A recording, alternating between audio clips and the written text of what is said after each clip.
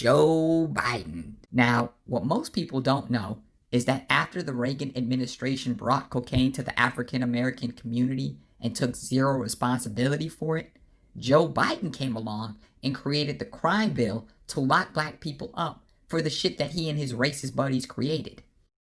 And before I even dive into Biden's dubious pasts, let me state this for the record. In my honest opinion, in some ways, Joe Biden is even worse than Trump. Yes, I said it. Joe Biden is worse than Trump, as he is the architect for the various crime bills that have led to the mass incarceration and the mass growth in the prison industry. This man has single-handedly put more black people away than any other president in the United States history. And for the people at home who don't know what the crime bill is, allow me to read one of my favorite articles, appropriately titled, 3 Ways the 1994 Crime Bill Continues to Hurt Communities of Color. It was published by Rania Shannon on May 10th, 2019 at 9:03 a.m. Begin quote. As previous CAP work has pointed out, the bill contributed to ongoing rampant police misconduct and racial profiling by deploying hundreds of thousands of officers into neighborhoods of color, and it jeopardized re-entry for returning people of color by eliminating their Pell Grant eligibility while in prison.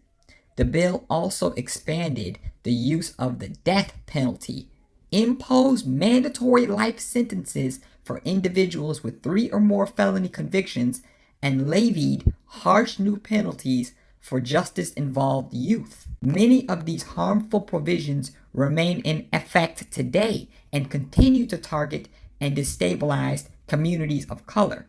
Here are 3 ways that the 1994 crime bill continues to undermine the safety and well-being of communities of color. 1. Authorize the death penalty for 60 new federal offenses. Known as the direct descendant of lynching, the death penalty has always targeted and terrorized black and Latino communities. The crime bill's Federal Death Penalty Act permitted the use of the death penalty for 60 new federal offenses, including certain drug offenses not related to homicide. So as you just heard here, they could kill you for having drugs. They could administer and kill your for having drugs. 1, the death penalty. It provides 53 death penalty offenses. Weak as can be, you know? We do everything but hang people for jaywalking. In the 5 years following the bill's passage, 74% of the defendants with death penalty recommendations from the federal prosecutors were people of color. Notably, 44% were black and 21% were Hispanic. So they get in the Hispanic community too. And they ass out here voting for Trump. And I'm pretty sure they're going to be out here voting for Biden too. And Biden's the man who went around and killed all of their brothers, their cousins, their sisters, and all of their family members. But I digress. Let's get back to the quote. Racial disparities in capital punishment persist to this day.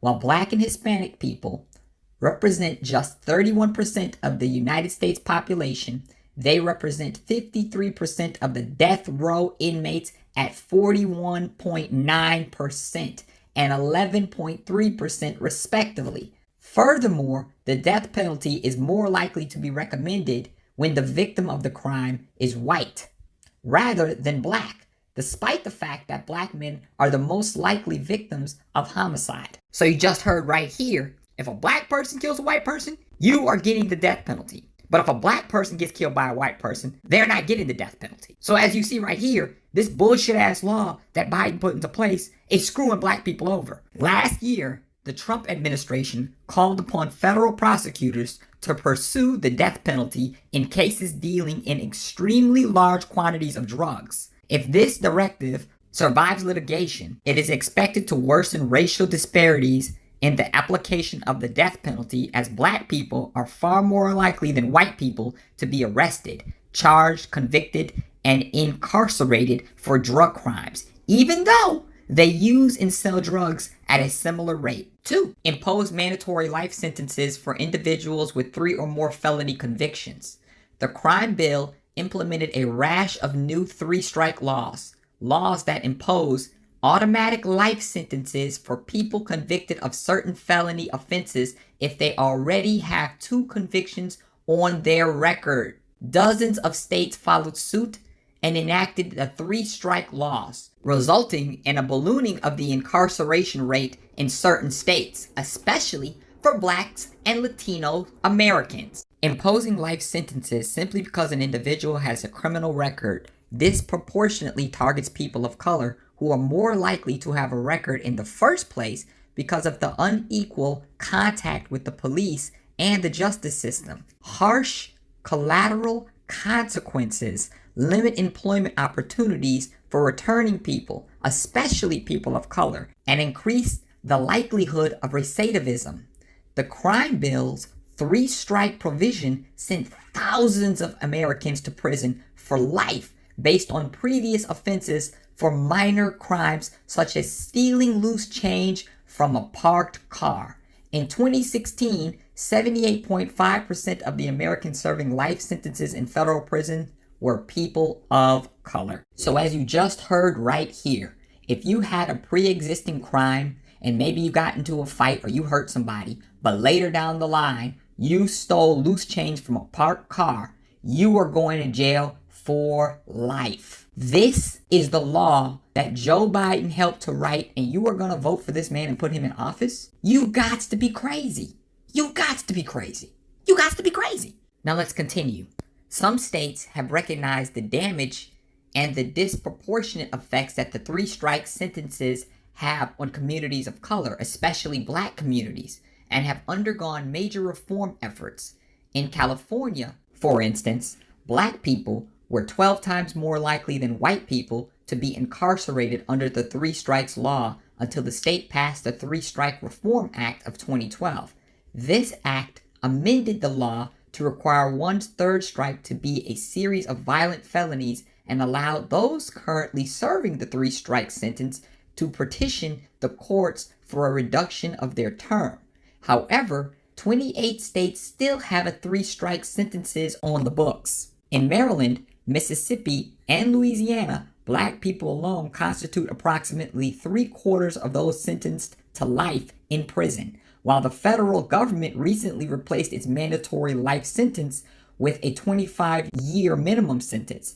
It neglected to apply this change retroactively, meaning that hundreds of Americans will die in prison as a result of the three-strike law. So this means you might have hundreds of people in prison getting ready to die because maybe they stole a box of cereal for their family members because they were broke and couldn't find a job after they got out of prison the first time around. So we are going to put people to death for stealing and trying to feed their family because the system wouldn't give them a job.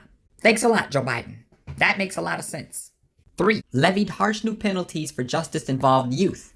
The crime bill also expanded the school-to-prison pipeline and increased racial disparities in the juvenile justice involvement by creating draconian penalties for so-called super predators, low-income children of color, especially black children, who are convicted of multiple crimes. Among other things, the crime bill allowed prosecutors to charge 13-year-old children as adults for certain crimes. This is so awful. I'm sorry, I just had to stop. This bill allows them to charge 13-year-old children as adults for certain crimes. And this is who you guys are voting for? Do you know how many black kids probably went to prison at 13 years old? This is seriously the most racist bill I have ever seen in my life. I'm sorry, y'all calling Trump racist? This guy has Trump faded. Faded. As a result, today, 2/3 of Americans who were sentenced to life in prison as juveniles are black. No Sherlock. Juveniles of color also constitute a majority of cases that are transferred to adult criminal court, regardless of offense category. Additionally, the bill included an increase in funding for school resource officers, SROs. These school-based licensed police officers can make arrests and are sometimes armed, depending on local jurisdictions. This increase exacerbated the school-to-prison pipeline for black children, as SROs are twice as likely to discipline black students compared with white students. The bill also called for sentencing enhancements for youth who are convicted of certain offenses and believed to be associated with gangs. However, while white youth represent a significant portion of self-identified gang members at 40%, law enforcement report that more than 90% of gang members are people of color. As a result, police and prosecutors are more likely to target people of color for suspected gang association. Whew, this is one of the worst bills I have ever seen in the history of my life. I'm sorry, but Trump looks like fucking Mother Teresa now in comparison to this guy. For the people at home who still don't believe me, allow me to prove the validity of my claim. Take a look at Joe Biden and what he thinks about black people. Take back the streets. It doesn't matter whether or not the person that is accosting your son or daughter or my son or daughter, my wife, your husband, my mother, your parents. It doesn't matter whether or not they were deprived as a youth. It doesn't matter or not whether or not they had no background that enabled them to become socialized into the fabric of society. It doesn't matter whether or not they're the victims of society. The end result is they're about to knock my mother on the head with a lead pipe, shoot my sister, beat up my wife, take on my sons. So I don't want to ask what made them do this. They must be taken off the street. That's number one. There's a consensus on that. Unless we do something about that cadre of young people, tens of thousands of them, born out of wedlock, without parents, without supervision, without any structure, without any conscience developing, because they literally, I yield myself 3 more minutes, because they literally have not been socialized. They literally have not had an opportunity. We should focus on them now. If we don't, they will, or a portion of them will, become the predators 15 years from now. And Madam President, we have predators on our streets that society has, in fact, in part because of its neglect, created. Again, it does not mean because we created them that we somehow forgive them or do not take them out of society to protect my family and yours from them. They are beyond the pale, many of those people. Beyond the pale. And it's a sad commentary on society. We have no choice but to take them out of society.